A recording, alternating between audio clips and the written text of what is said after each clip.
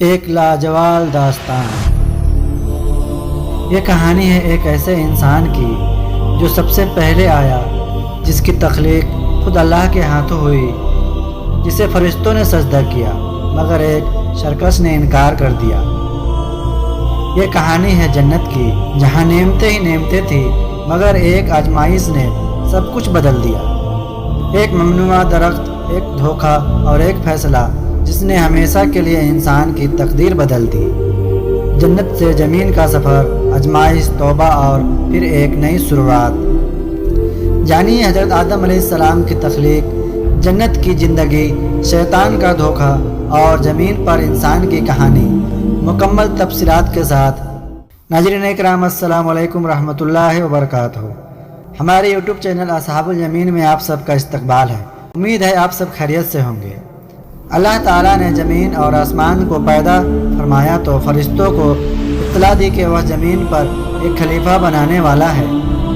قرآن میں اللہ تعالیٰ فرماتا ہے، وَإِذْ قَالَ رَبُّكَ لِلْمَلَائِكَةِ إِنِّي جَاعِلٌ فِي الْأَرْضِ خَلِيفَةً۔ اور جب تمہارے رب نے فرشتوں سے کہا، میں زمین میں ایک خلیفہ بنانے والا ہوں، فرشتوں نے تعجب سے پوچھا، قَالُوا أَتَجْعَلُ فِيهَا مَن يُفْسِدُ فِيهَا وَيَسْفِكُ الدِّمَاءَ۔ کیا تو زمین میں ایسے کو پیدا کرے گا جو فساد کرے گا اور خون بہائے گا؟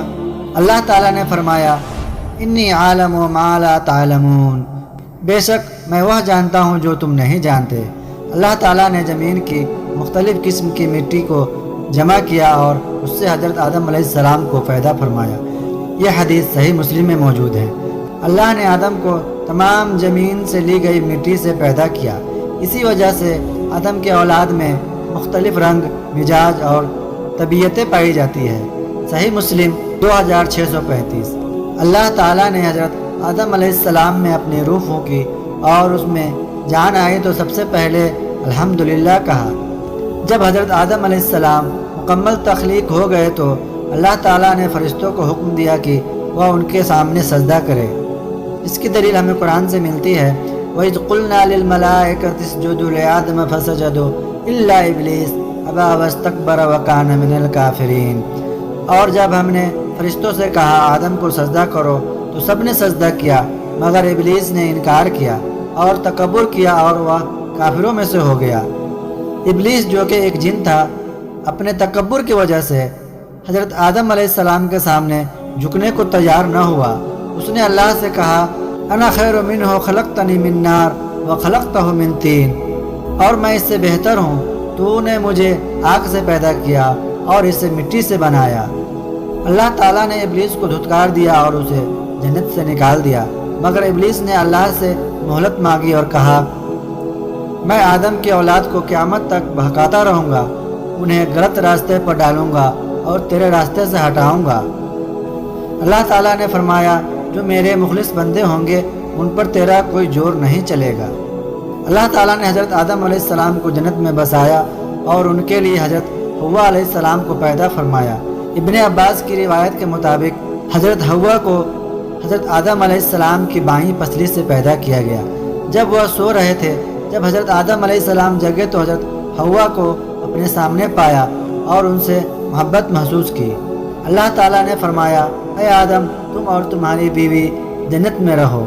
اللہ تعالیٰ نے انہیں ہر چیز عطا کی اور بس ایک درخت کے قریب جانے سے منع فرمایا، کہا، وَلَا تَقْرَبَا هَٰذِهِ الشَّجَرَةَ فَتَكُونَ مِنَ الظَّالِمِينَ، اور اس درخت کے قریب نہ جانا ورنہ تم ظالموں میں سے ہو جاؤ گے۔ ابلیس نے موقع دیکھ کر ان دونوں کو بہکانا شروع کیا، کہا، تمہیں معلوم ہے اگر تم یہ پھل کھا لو گے تو ہمیشہ جنت میں رہو گے اور فرشتوں کی طرح ہو جاؤ گے۔ آخرکار حضرت آدم علیہ السلام اور حضرت حوا علیہ السلام ابلیس کے دھوکے میں آ گئے اور انہوں نے اس درخت کا پھل کھا لیا۔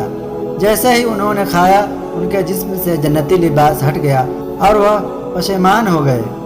اللہ تعالیٰ نے انہیں زمین پر بھیجنے کا فیصلہ فرمایا، لیکن وہ دونوں سچی توبہ کرنے لگے، کہنے لگے، ربنا ظلمنا انفسنا وَإِن لَّمْ تَغْفِرْ لَنَا وَتَرْحَمْنَا لَنَكُونَنَّ مِنَ الْخَاسِرِينَ۔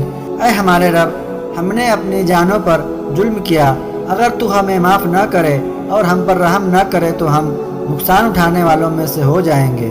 اللہ تعالیٰ نے ان کی توبہ قبول فرمائی لیکن انہیں زمین پر بھیج دیا۔ صحیح روایتوں کے مطابق حضرت آدم علیہ السلام ہند کی طرف اترے اور حضرت حوا علیہ السلام جزیرۃ العرب کی طرف اترے۔ وہ کئی سال بعد عرفات کے میدان میں ملے جہاں ان کی ملاقات ہوئی اور نسل انسانی کی شروعات ہوئی۔ حضرت آدم علیہ السلام کو نبوت عطا کی گئی اور ان پر وحی نازل ہوئی۔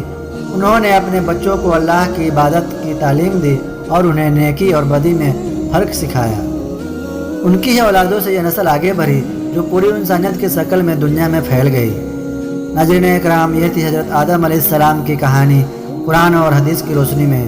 یہ ویڈیو آپ کو کیسی لگی آپ ہمیں کمنٹ میں ضرور بتائیں۔ ویڈیو اچھی لگی تو لائک کریں، چینل کو سبسکرائب کریں اور دوسروں کے ساتھ بھی شیئر کریں۔